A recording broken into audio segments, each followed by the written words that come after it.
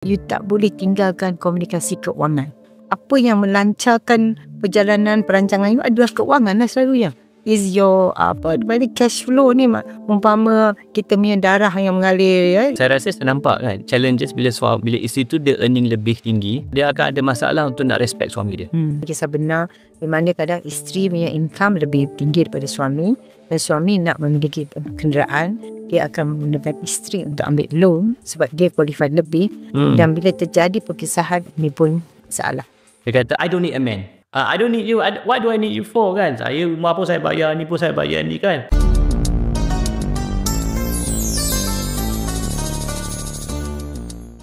Assalamualaikum. Selamat kembali kepada satu lagi episod Borak-Borak Rumah Tangga.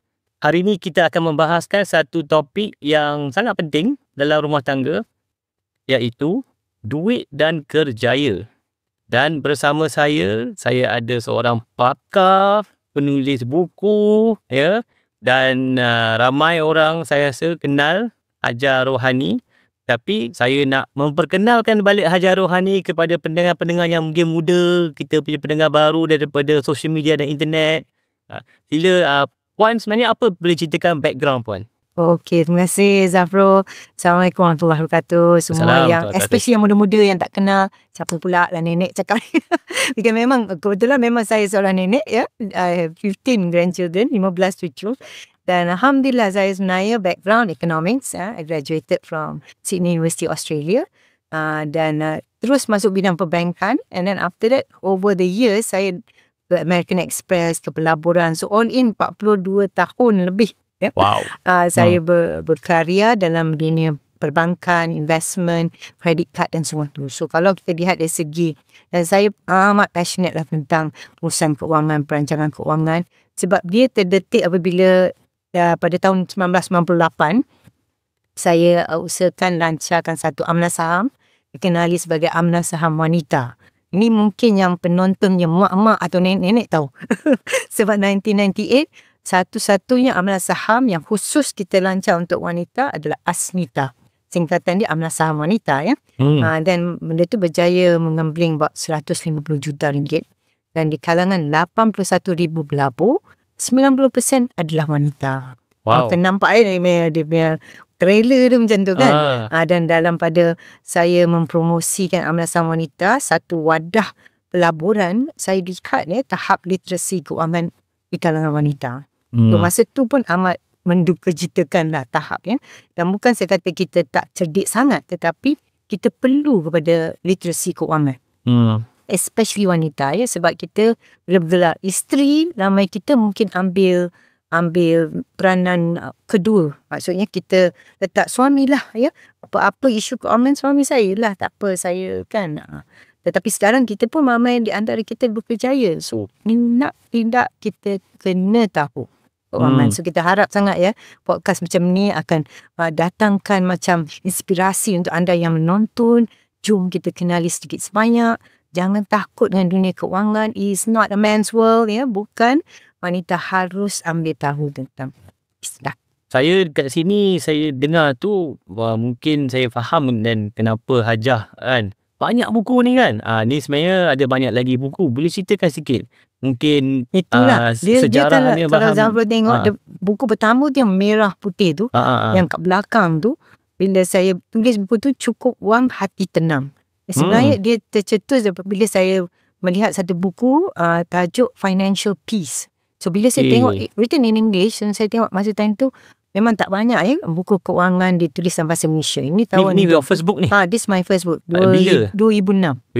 So masa time tu pun tidak ada bahan bacaan dalam bahasa Malaysia, especially untuk keuangan. So dan banyak orang cakap tapi all in English ya. So kita kesian ada jurang pendidikan ilmu keuangan dengan kita yang berbahasa Melayu. So bila saya pick up buku tu, saya selak buku tu, saya kata, Mr. Basman, keuangan betul. Peace ya, financial peace. So nice the topic. Buka-buka sekali dia refer dengan Bible. All the verses in the Bible about financial. Saya kata, datang kesedaran tak boleh ni. Keuangan kita nanti akhir-akhir episod kita akan sentuh bagaimana keuangan kita ada banyak dalam Quran dan hadis. So kita akan sadulkan atau kita akan blendkan ilmu kedua-dua. Saya tak tahu yang Hajah pun baca buku tu ada verses of the Bible. Sebab saya punya journey pun sama juga. Saya start My Sakinah ni pun saya masuk program untuk nak selamatkan rumah tangga, nak belajar tentang relationship. Masa tu PKP, dan saya join satu grup ni kat US. Memang daripada church. Dan dia selalu keluarkan, saya terdedah kepada beberapa verse Bible lah kan. Baca Bible and things like that kan. So saya pun fikir, ni bahaya ni. Saya dah adalah vulnerable sikit ilmu kan. sikit tentang agama, saya boleh tapis. Betul. Kalau orang tak ada, orang tak ada, betul, bahaya kan. Jadi saya pun bawa My Sakinah. Bagus kita ada peranan kita ada peranan masukkan ilmu agama, masukkan dalam mainstream praktikal ilmu keuangan. So itulah, InsyaAllah. Saya memang tertanya kepada sesiapa kan, dan macam mana you boleh masuk dalam semua banyak-banyak perkara ni. Macam mana you punya personal journey, apa yang terdetik dia yang you nak masuk kepada kewangan, dan you nak bantu ataupun you nak champion women in marriages kan, para actually isteri. dia memang terus terang memang mula dengan you punya financial mistakes lah. So saya tak boleh menafikan saya punya financial mistakes luar biasa ya. So bila saya went through at one time, saya ada 6 credit cards. I was spending like sampai total 120,000. Wow. So paying every month, you bayangkan kalau 6 credit cards. Masa time tu lah, Masya Allah. 120,000 tahun berapa ni? Dah saya sadar. Kalau sekarang ni pun dah banyak. Tapi kalau I imagine kalau dulu. Yeah. Wow. Okay. Siapa yang shoppers dia tahu So when you are a shopaholic, bila you go overseas, you asyik belanja in certain shops, and this will rake up to be expenses. So then sampai satu ketika kita dah taubat nasuhah mau belanja banyak-banyak. So kita minta mohon ampun pada Allah, istighfar banyak-banyak, mohon hidayah, jalan keluar. Dan insyaAllah alhamdulillah satu ketika saya dapat settle semua hutang. So now live without credit card at all. Tidak ada hutang, and then kira dah financially free lah insyaAllah. So bila saya melalui zaman yang sulit dan pergi ke zaman yang terang tu, memang niat dalam hati, ya Allah, kalau saya keluar daripada debt ni, saya akan bantu seramai mungkin lah, get out of debt. And then malah bahan bacaan saya, buku saya, mereka yang membaca telah memberi confession. Saya baca sekarang saya dah tak ada credit card, saya dah macam nak bayar saya. So that is in itself ada satu macam kesyukuran lah yang kita berjaya atau kita boleh menginspire orang lah buat sesuatu yang baik. Kadang-kadang apa yang terjadi kepada diri sendiri, betul kan, macam saya juga kan, diri saya sendiri, saya bangunkan My Sakinah, dan apa terjadi pada Hajah pun nak bantu dan tengoklah Masya Allah berapa banyak buku dan bantu mungkin beratus-ratus ribu atau berjuta orang kan.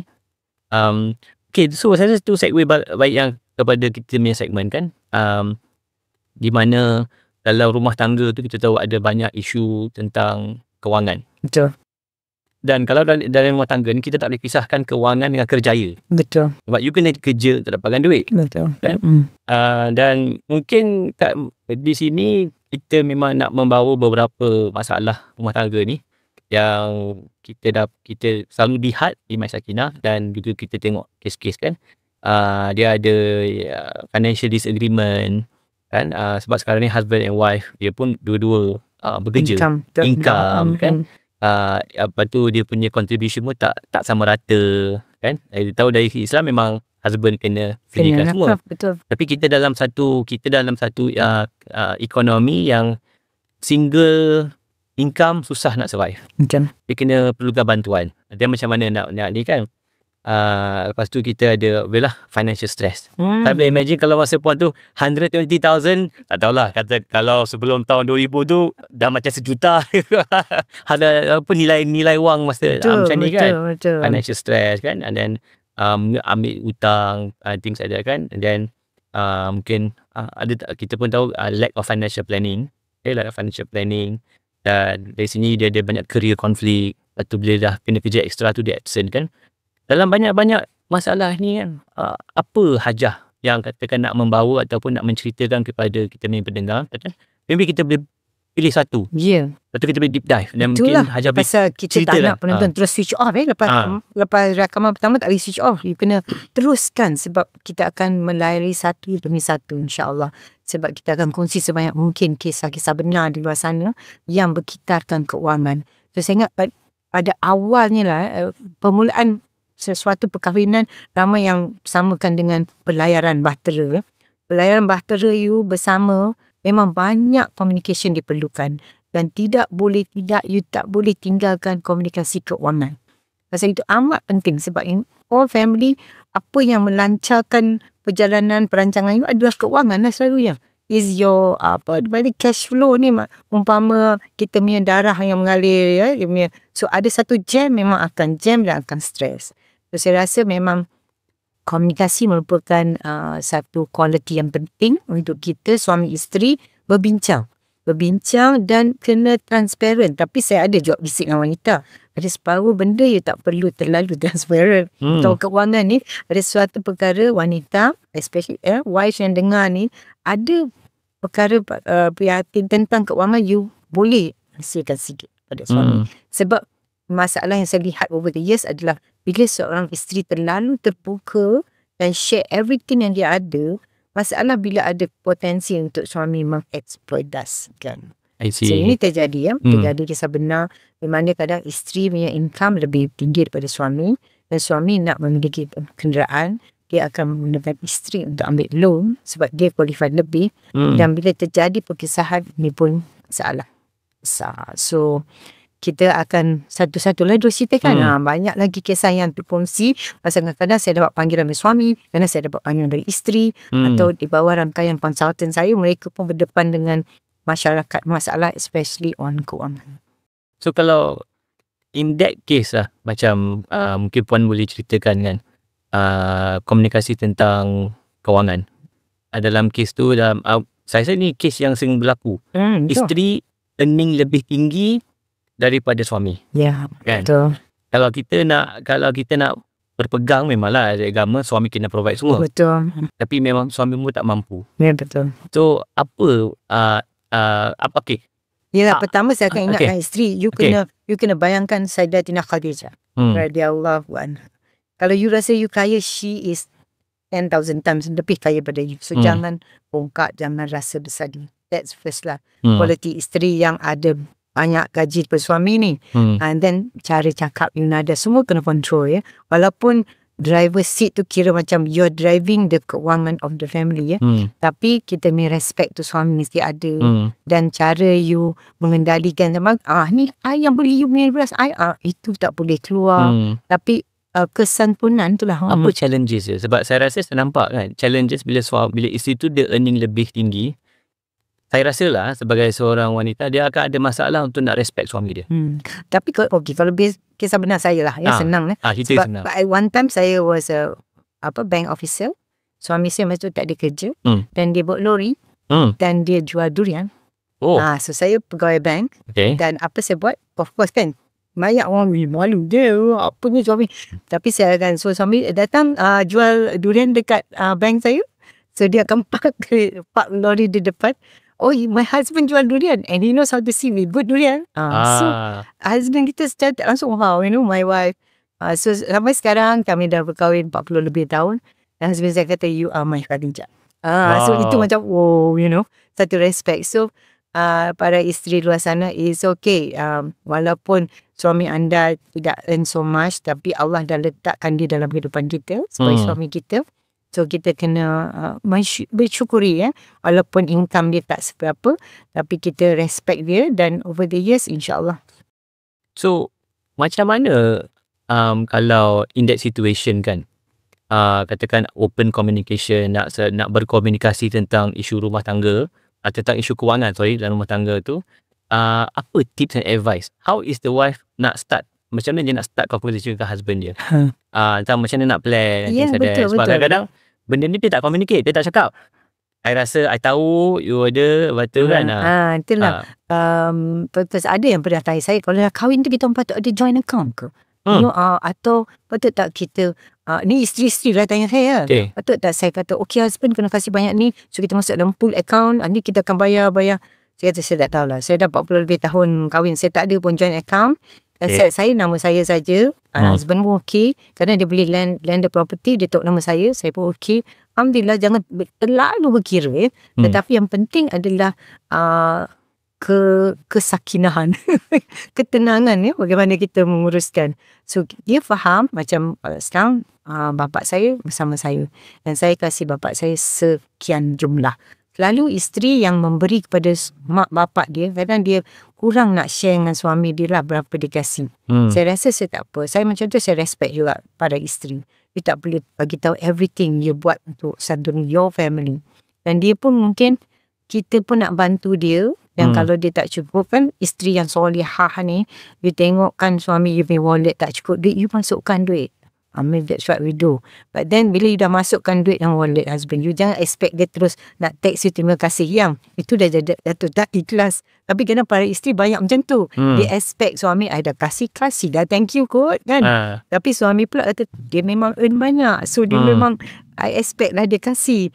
So benda macam tu, setiap kita kena tarbiah hati kita sendiri lah. Itu pendapat saya lah. Maksudnya apa-apa kita buat, kita kena go for ikhlasan dan kita nak redha Allah. Of course redha Allah, redha suami penting, tapi redha Allah mengatasi segalanya lah. Okay. So saya rasa kalau Hajah boleh ceritakan kan, tentang model Khadijah tu saya rasa sangat-sangat menarik kan. Kepada pendengar di luar pun tak tahu pun, Hajah pun memang orang kata chairman ataupun co-founder Khadijah Wakaf International kan. Dan mungkin boleh memberi sedikit orang kata tips pada para isteri.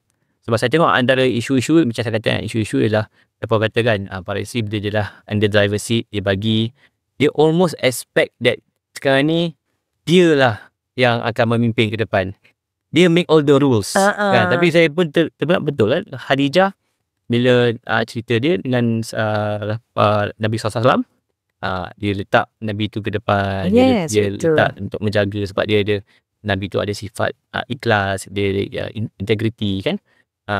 Jadi mungkin betul, because actually kita kena, walaupun the husband don't bring the bigger part of the income kan, tidak wang yang setimpal seperti kita expect, tapi pasti Allah letak dia sebab dia ada kecerdikan yang kita tidak memiliki, atau dia ada sifat yang kita tidak ada. So kita yakin lah.